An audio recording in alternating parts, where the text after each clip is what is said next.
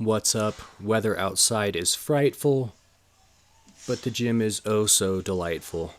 Look at that wood fire stove. So friggin' sweet.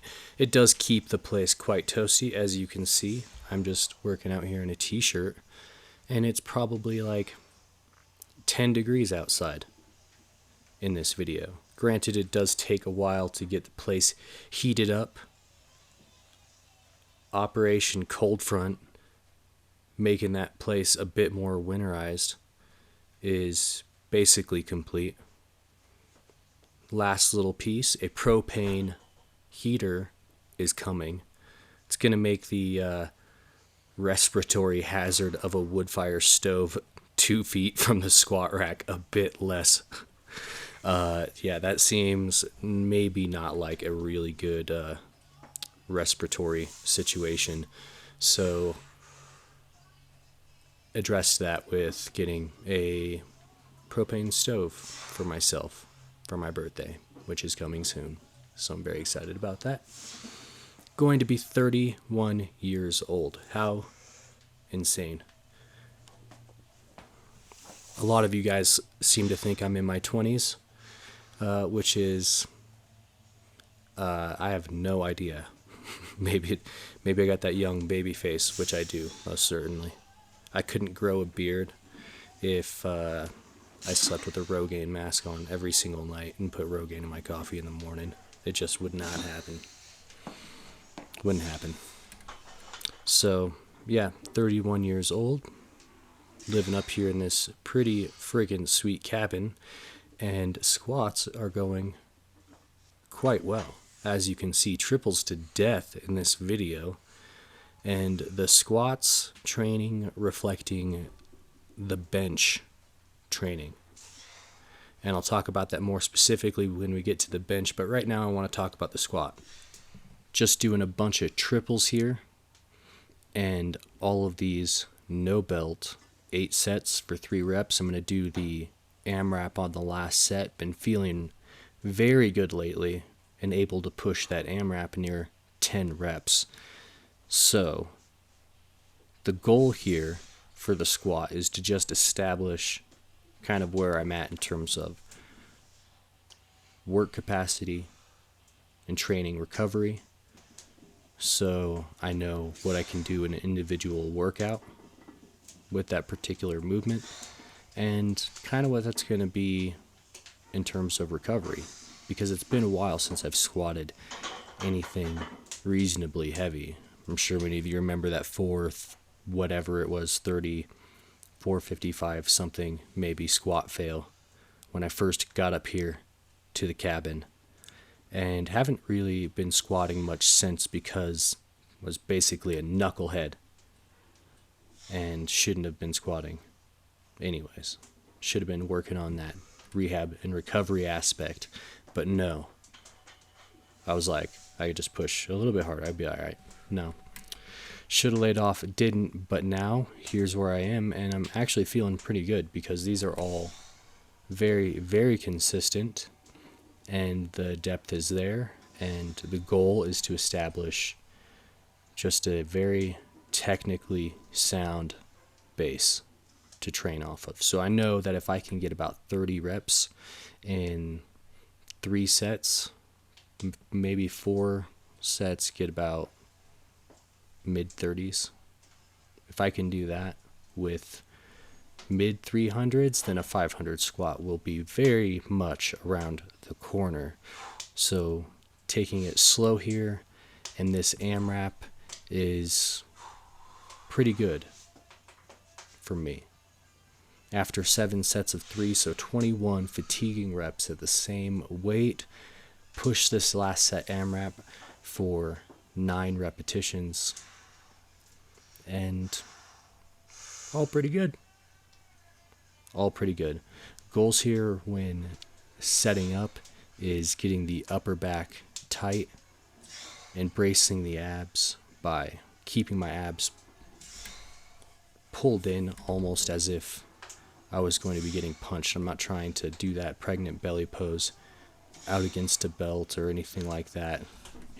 You shouldn't necessarily be doing that anyways. That's more of a abdominal strengthening and muscular contraction exercise, like you're physically working on your ability to do that vacuum pose and that pregnant belly pose. That's going to really help you with the bracing, and that's why I'm doing all this beltless stuff with these squats. So I'm going to try to push this low 300s base up to a mid 300s base. From that, really start pushing into the 400s with some more T1 adjusted work. But right now, getting into the squat requires lots and lots and lots and lots of reps, and lots of really quality ones to establish a very solid base to train from. And that leads me to the bench, where we're going to talk a little bit about programming. Put out a ton of info this year, from applications and adaptations to that recent VDIP post. We've got Jacked and Tan 2.0, deadlift wave formulas. Those concepts are all out there, and every day I get sent emails, there's comments on that GZCL subreddit, other forums linking my blog. I see you guys. And there's a lot of good stuff out there. Many people coming to their own conclusions that are quite effective on how to build their training plans just off the very simple skeleton of things like the Rippler or deadlift wave formulas. After putting out the extended deadlift wave formulas post, I've gotten a few emails about something that I'm actually laughing about, because it's amazing how something is so obvious once all of these ideas come together, once you've been training and tracking your own self, and you see all these different tools and avenues of progressions available to you. Something as obvious as bench press wave formulas comes into your mind. You email me, and guess what? It was already in the pipeline, and it's coming very soon, as well as some other very cool things about training coming to the blog. So keep your eyes peeled on that. Took the winter semester off from school to bring on a few more clients, collect more data, test some more ideas, establish stronger guidelines, parameters, and all that sort of stuff, and even get more material drafted out. And now, almost Christmas time, which means it's presents for all of y'all. Tons of information still coming, and a lot of it is probably stuff that is already written down in many of your own training journals. It's just a matter of putting it together in a collective sort of sense and establishing a very sensible way to get the work done. And none of this strays away from those very fundamental concepts in training science that were built in the 60s and 70s. You have to be able to have a work capacity in order to establish a very strong and high level of strength or skill in a competitive sport. People with high amounts of skill, they're not sloppy messes who can't work hard. Shannon Sharp was a fucking savage and just worked non-stop. And that's why he was a legend and is a legend in football. So that kind of comes down to this period here in the T3, and been hammering the T3 pretty heavily this year, and it's finally catching on. This is something I feel like has been an uphill battle, honestly, since I put out the GZCL method. At the time, it was just blinders on, it seemed, for most people who I talked about training with. And it was like, yeah, I might do some curls or something like that. No, unacceptable. No. This is the foundation, the base. You're seeing the last supersets of my 4 T3 movements.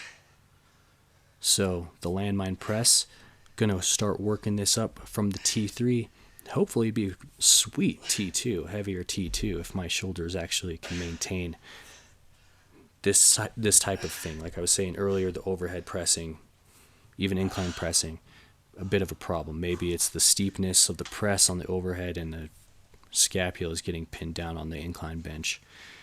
Not too sure, still working on that, but landmine press is in there, and I'm going to work on pushing that pretty heavy. The other T3, though, for different reasons, included to keep my body maybe put together, like these rear delt flies, helping my shoulders. If I get away from this, then the pull-ups start to hurt. So that's a huge component of my training, this TRX alone, handling much of it. I've had 1 or 2 clients now buy their own for their own home gyms, and it's not like me telling them they have to, but it's the effectiveness of it is obviously apparent. So pretty sweet. That's been helping me along. The T3, so critical. Wrapping it up with curls, not just to show off in t-shirts, although these sweatpants not doing my butt justice. Very upset about that. I thought it was going to be the other way around, but they disobeyed me. Got a little bit tired doing curls, decided to beat up squat rack with the easy curl bar, and stopped there. Man, if there is a spot to push yourself, it is in the T3. Hope you liked the video. Subscribe to the channel. Keep your eyes peeled on the blog. Cold outside. Training hard. Thanks for watching.